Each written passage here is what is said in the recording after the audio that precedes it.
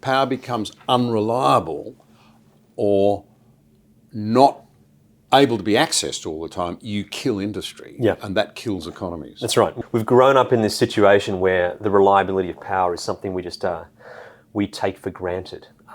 But this is something that I find all the time butting up against in these discussions about can we transition to a fully weather-dependent system. And there are key words that are used to sort of dance around this question, sort of demand side participation, like, is sort of one of the key words that pretty much says we're going to assume we won't have power available all the time and get people to stop doing things.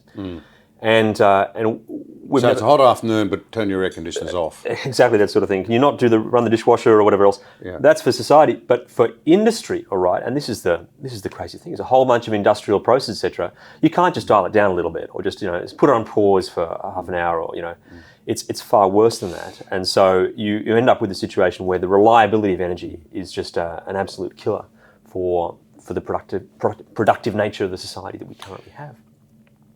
Before we come to electricity, because everybody's focused on electricity, we need to realise it's, 37% of our emissions at the moment. The rest is in things like, I'm a farmer, it's agriculture, it's transport, it's a whole range of other things that we do.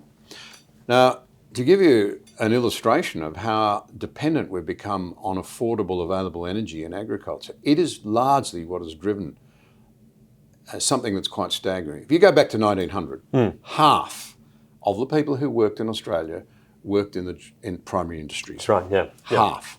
Today, it's probably not 1.5%. Yes, a few percent. Literally. Right. And yet we feed Australia's population and 3 or 4 times Australia's population around the rest of the world. That's right. It's all done with affordable energy. That's right. But it's a significant emitter, and we haven't even started to talk about it. Yep. In fact, you could go to 100% renewable energy, no emissions, we'll come to this later, if such a thing existed, and you've still got at least 60% of Australia's emissions to be dealt with, and no one's talking about what that might look like. That's exactly right. So the electricity part, that's the easy bit. Yeah. That's unfortunate. That's why we're starting there. But that in my mind is a crucial anchor, a kind of pivot point about what do we really think is possible? There's no point setting a target that is totally impossible, because if we break the bank, if we send ourselves bankrupt trying to decarbonise the electricity sector, which, as you point out, is not even half the total emissions, what do we think is going to happen when we turn around and try to do the rest of it?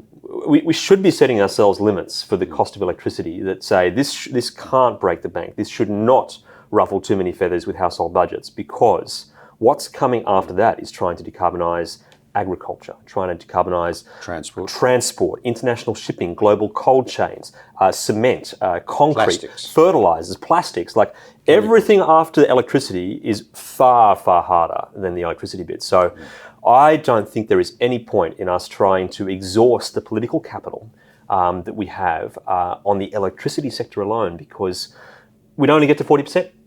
And then we'd have 60% of our emissions to deal with, and whatever comes after that will necessarily be much harder. So we should try to find ways that look affordable to decarbonise the electricity sector, because otherwise we're just kidding ourselves.